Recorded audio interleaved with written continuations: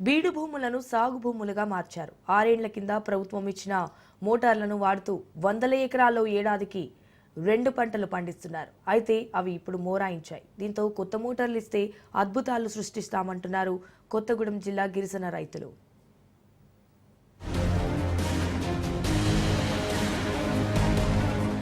భద్రాద్రి కొత్తగూడెం జిల్లాలోని మారుమూల ఏజెన్సీ గ్రామాలకు సరైన రహదారి సౌకర్యం లేదు. 3-ఫేజ్ కరెంటు జాడ అస్సలు లేదు. కానీ అక్కడి గిరిజనులు ఏడాదికి 2 పంటలు సాగు చేస్తూ అందరికీ ఆదర్శంగా నిలుస్తున్నారు.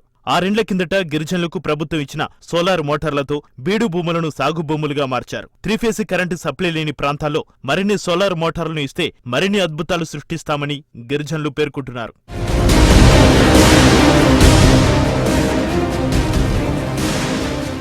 ఒక్కో మోటార్ ద్వారా దాదాపు 10 ఎకరాలు సాగు అవుతుంది. జిల్లాలోని లక్ష్మీదేవిపల్లి మండలంలోని లక్ష్మీపురం, యార్లగండి, పడగాయిగూడెం, చింతకుంట, బొజ్జలగూడెం, పనుకుడు చిలక, మర్రిగూడెం, మైలారం, బంగారు చిలక, తోకబంధం ఏజెన్సీ గ్రామాల్లోని పంట పొలాలకు 3-ఫేజ్ కరెంటు లేదు. ఆయా గ్రామాల్లోని కొన్ని ప్రాంతాలకు ఇప్పుడిప్పుడే 3-ఫేజ్ కరెంటు అందుతోంది. 3-ఫేజ్ కరెంటు లేక ఆయా గ్రామాల్లోని ప్రజలు ఎక్కువగా వర్షాధార పంటలపై ఆధారపడుతున్నారు. అంతేకాకుండా ఉన్నంతలో పంటలు సాగు చేస్తూ జీవనం సాగిస్తున్నారు. 2017 సంవత్సరంలో జల వెంకట్రావు గారు గ్రామ పరిస్థితిని తెలుసుకొని ఆయన హయాంలో మాకు సౌర విద్యుత్ జల పథకం ద్వారా మాకు ఆ సోలార్లు ఇప్పించడం ద్వారా మా యొక్క గ్రామాలు మొత్తం కూడా సస్యశ్యామలంగా ఉన్నాయి. సోలార్ పంపులు 4 సంవత్సరాలు మంచిగానే నడిచినాయి. రిపేర్లు వచ్చిన టైంలో అవి ఎక్కడ రిపేర్ చేయాలి, వాటి పరికరాలు ఎక్కడ దొరుకుతాయో మాకు తెలియని పరిస్థితుల్లో ఉంటా ఉన్నాయి. కాబట్టి ప్రభుత్వం వారు వీటిని తెలుసుకొని మరలా ఇంకా వాటిని రిపేర్ చేసి మాకు సోలార్ ను అందించాలని కోరుచున్నాము. 2017-18 ఆర్థిక సంవత్సరంలో లక్ష్మీపురం, యార్లగండి, పడగాయిగూడెం, చింతకుంట, బొజ్జలగూడెం, పునుకుడు చిలక, మర్రిగూడెం, మైలారం, బంగారు చిలక, తోకబంధం ఏజెన్సీ గ్రామాల్లో సోలార్ కరెంటుతో పంటలు పండించేందుకు అప్పటి ఆఫీసర్లు 30కి పైగా సోలార్ మోటార్లను అందించారు. ఒక్కో సోలార్ మోటార్ సెటప్ కు దాదాపు 5 లక్షలను ప్రభుత్వం ఖర్చు చేసింది. 2-3 రైతులకు ఒక మోటార్ చొప్పున రెడ్కో సంస్థ ద్వారా అందించారు. ఒక్కో మోటార్ ద్వారా 5 ఎకరాల నుంచి 10 ఎకరాల్లో పంటలు సాగు చేసుకునేలా ప్లాన్ చేశారు. అప్పటి వరకు బీడు భూములుగా కేవలం వర్షాధార పంటలకే పరిమితమైన భూములను సోలార్ సిస్టమ్ వాడుకుని దాదాపు 300 ఎకరాల వరకు సాగులోకి తెచ్చారు గిరిజన రైతులు. 2015లో ఇచ్చారు సార్. ఇచ్చారు, అంతవరకు బాగానే వచ్చాయి సార్. పోయిన సంవత్సరమే చెడిపోయింది. ఈ సంవత్సరం తెచ్చుకున్నాం సార్, కానీ నీళ్లు సరిగా పోయట్లేదు సార్. అది ఇప్పుడు మాకు చాలా ఇబ్బంది అవుతుంది. మాకు అదే కావాలి, గవర్నమెంట్ అదే ఇవ్వాలి సార్.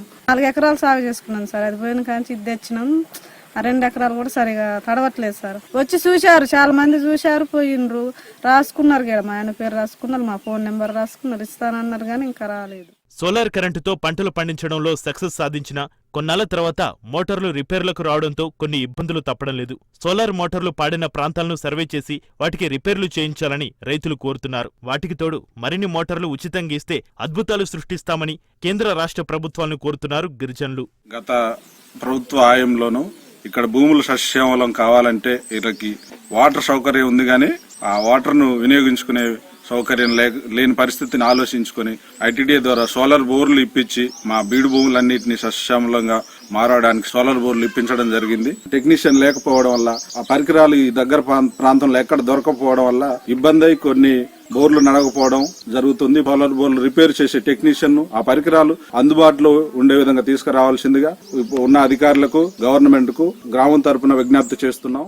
ఇటీవల లక్ష్మీదేవిపల్లి మండలం మారుమూల ఏజెన్సీ గ్రామాల్లో సోలార్తో పంటలు పండిస్తున్న తీరును ఐటీడీఏ ప్రాజెక్టు ఆఫీసర్ రాహుల్ అధికారులతో కలిసి పరిశీలించారు. ఈ సందర్భంగా ప్రభుత్వానికి ప్రతిపాదనలు పంపుతామన్నారు. సోలార్ మోటార్లతో వ్యవసాయం చేసుకునే వారికి అన్ని విధాలా సాయం అందిస్తామన్నారు. సోలార్ మోటార్లు ఎంతమందికి అవసరమనే విషయమై సర్వే నిర్వహించి ప్రభుత్వానికి నివేదిక ఇస్తామని రాహుల్ పేర్కొన్నారు.